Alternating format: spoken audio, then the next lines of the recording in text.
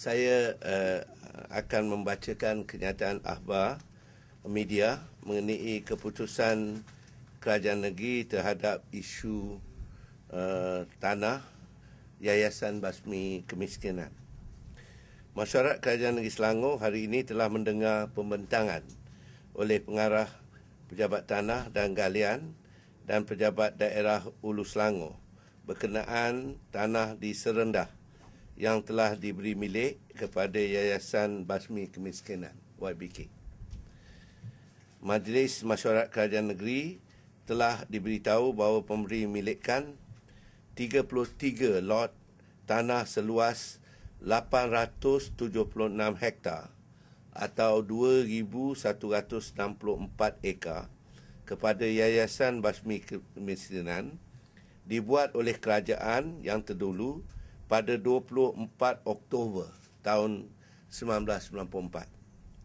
Pada November tahun 1995, Majlis Mesyuarat Kerajaan Negeri pada waktu itu telah meluluskan untuk mengurangkan bayaran premium dari 10,000 seekar ataupun 23 sen satu kaki persegi kepada 1,000 satu lot ataupun RM15 seekar atau 0.035 sen satu kaki persegi.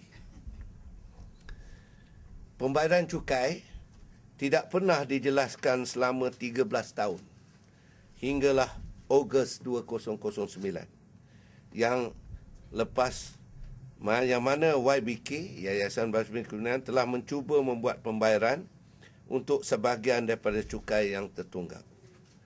Pihak PTG juga memberitahu cara bagaimana YBK membuat permohonan bayaran berperingkat serta cubaan untuk mendapat kelulusan merancang tanah secara fast track.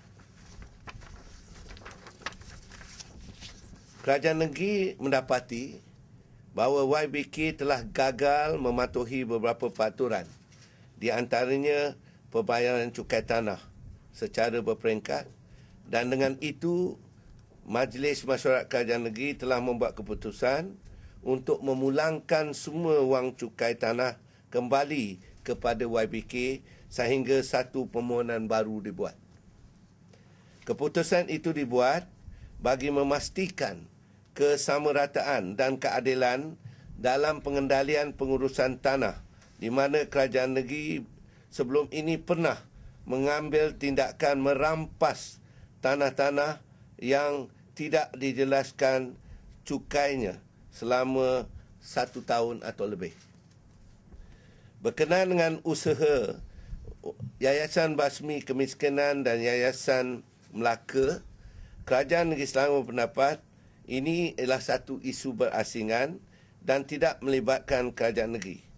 Terpulanglah kepada Yayasan Melaka untuk bekerjasama dengan YBK atau tidak.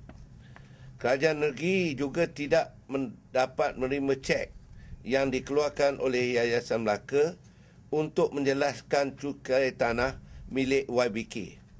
Kerana Seksyen 98 Kanun Tanah Negara jelas menyatakan cukai tanah hanya boleh dijelaskan oleh pemilik tanah itu sendiri. Dengan demikian, Pejabat Daerah Hulu Selangor telah pun diarahkan untuk memulangkan cek dan memulangkan duit itu dengan secara cek kepada YBK hari ini dan besok. Kerajaan negeri berharap perkara ini tidak akan berulang lagi dan menyeru kepada semua anak syarikat kerajaan dan pertubuhan bukan kerajaan supaya menghormati undang-undang dan peraturan yang ada kerana kerajaan negeri tidak teragak-agak untuk mengambil tindakan jika perlu. Perlu dinyatakan di sini bahawa semua keputusan yang dibuat adalah untuk memberi keuntungan maksimal kepada rakyat Selangor, selaras dengan polisi merakyatkan ekonomi Selangor serta komitmen terhadap ketelusan dan pentanggungjawatan dalam pentadbiran negeri Selangor. Oleh Jabatan Perhutanan Negeri Selangor berhubung dengan 300 ekar tanah hutan milikkan kerajaan negeri telah ditebang tanpa pengetahuan kerajaan negeri, tanpa mendapat kelulusan Jabatan Perhutanan Negeri. Majlis Mesyuarat Kerajaan Negeri difahamkan pencerobohan itu didorongi oleh Jabatan Hal Ehwal Orang Asli di bawah Kementerian Kemajuan Luar Bandar dan Wilayah. Ini bukan kali pertama pencerobohan itu berlaku dan kerajaan negeri meminta Ketua Pengarah Jabatan Hal Ehwal Orang Asli untuk berhenti kegiatan ini, seterusnya menyerahkan pegawai untuk pegawainya untuk disiasat oleh Suruhanjaya Pencegahan Rasuah Malaysia. Jabatan Hal Ehwal Orang Asli tidak mempunyai kuasa untuk memberi kebenaran kepada mana-mana pihak untuk melakukan kerja-kerja pembalakan. Kerana kerajaan negeri ini adalah kerana lesen untuk kebenaran untuk menjalankan pembalakan adalah di bawah bidang kuasa kerajaan negeri. Oleh itu, segala pencerobohan ini dianggap sebagai kecurian dan kerajaan negeri telah meminta Jabatan Perhutanan membuat laporan kepada polis dan SPRM untuk tindakan selanjutnya.